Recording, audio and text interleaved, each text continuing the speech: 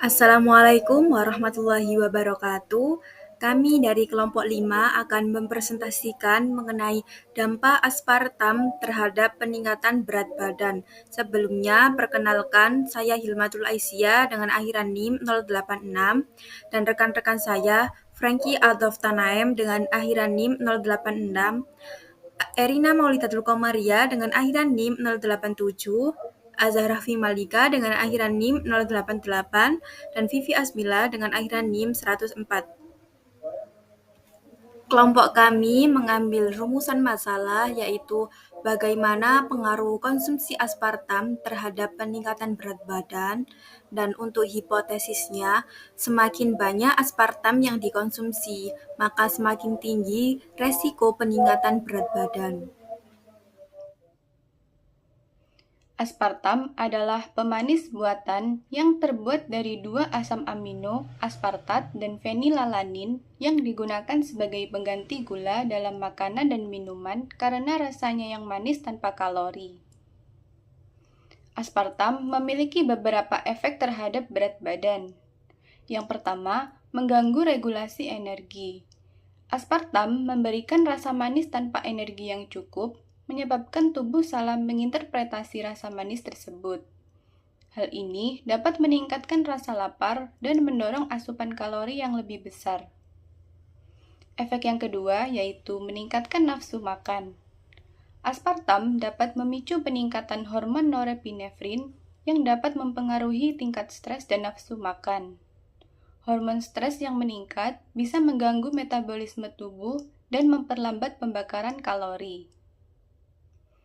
Efek yang ketiga yaitu gangguan metabolisme.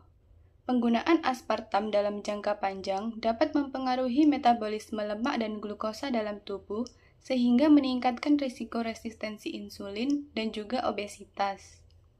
Penggunaan aspartam.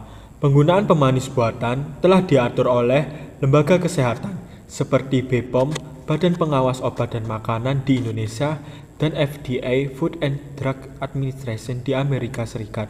Aturan ini mencakup yang pertama, batasan konsumsi harian yang aman, Acceptable Daily Intake atau ADI. Yang kedua, ketentuan penggunaan dalam produk pangan tertentu. Yang terakhir, larangan penggunaan pada makanan bayi dan anak-anak di bawah usia tertentu.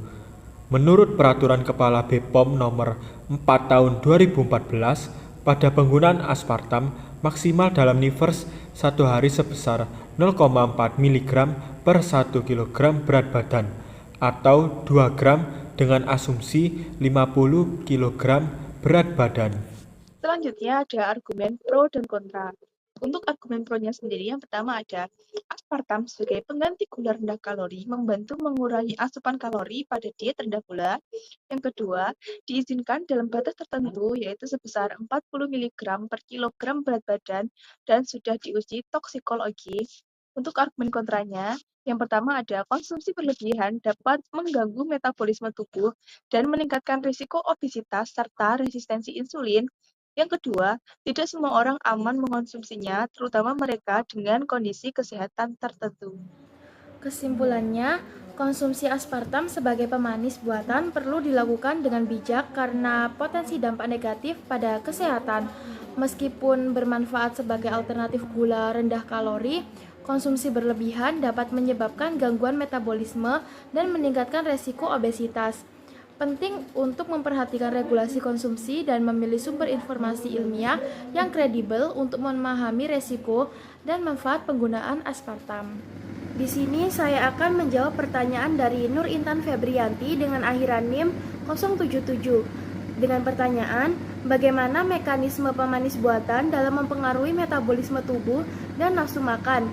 Apakah semua jenis pemanis buatan memiliki efek yang sama? Jawabannya adalah pemanis buatan mempengaruhi metabolisme tubuh dan nafsu makan melalui berbagai mekanisme, seperti stimulasi reseptor rasa manis tanpa memberikan kalori, perubahan mikrobiota usus, serta pengaruh terhadap hormon pengatur nafsu makan seperti ghrelin dan leptin. Beberapa pemanis seperti sakarin dan suklarosa dapat mengganggu keseimbangan mikrobiota usus yang berkontribusi terhadap resistensi insulin dan perubahan metabolisme energi. Selain itu, pemanis buatan juga dapat mempengaruhi respon otak terhadap makanan dengan mengurangi aktivasi pusat penghargaan, yang dapat meningkatkan keinginan untuk makan lebih banyak, namun tidak semua pemanis buatan memiliki efek yang sama. Misalnya, aspartam cenderung tidak meningkatkan nafsu makan, sementara sakarin dapat meningkatkan konsumsi makanan. Oleh karena itu, meskipun pemanis buatan sering digunakan sebagai alternatif rendah kalori, penggunaannya dalam jangka panjang masih perlu dikaji lebih lanjut untuk memahami dampaknya terhadap kesehatan serta keseluruhan. Pertanyaan yang kedua dari Nina Arianti dengan nomor akhiran NIM 100. Pertanyaannya yaitu, mengapa meskipun dianggap sebagai alternatif rendah kalori, pemanis buatan justru dapat mengganggu sinyal kenyang dan meningkatkan asupan kalori? Jadi, meskipun pemanis buatan sering dianggap sebagai alternatif rendah kalori, penelitian menunjukkan bahwa mereka dapat mengganggu sinyal kenyang dan justru meningkatkan asupan kalori. Pemanis seperti aspartam dan sukralosa memberikan rasa manis tanpa kalori, tetapi otak mengasosiasikan rasa manis dengan asupan energi. Ketika kalori yang diharapkan tidak masuk ke tubuh, mekanisme pengaturan nafsu makan terganggu, menyebabkan tubuh menginginkan lebih banyak makanan untuk mendapatkan energi yang dibutuhkan. Selain itu, pemanis buatan dapat menghambat pelepasan hormon leptin yang berperan dalam mengirimkan sinyal kenyang ke otak. Tanpa respon leptin yang memadai, seseorang cenderung makan lebih banyak dari yang seharusnya, yang pada akhirnya dapat menyebabkan peningkatan berat badan. Di sini saya akan menjawab pertanyaan dari Elva Virus Syarifa dengan akhiran NIM 083.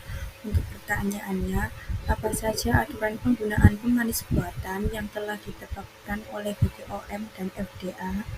Untuk jawabannya, BPOM Indonesia dan FDA Amerika Serikat menetapkan aturan ketat terkait penggunaan pemanis buatan untuk memastikan keamanan konsumsi. BPOM mengatur jenis, batas maksimum penggunaan, serta persyaratan label pada produk pangan, sesuai dengan peraturan BPOM tentang bahan tambahan pangan. Sementara itu, FDA menetapkan pemanis buatan dalam kategori Generally Recognized as Safe atau GRAS sebagai aditif yang memerlukan evaluasi keamanan sebelum disetujui. Kedua lembaga ini mengacu pada kajian ilmiah untuk menetapkan HDI, yaitu jumlah maksimum yang dapat dikonsumsi per hari tanpa resiko kesehatan. Sekian presentasi dari kelompok kami, kurang lebihnya mohon maaf yang sebesar-besarnya. Kami akhiri, wassalamualaikum warahmatullahi wabarakatuh.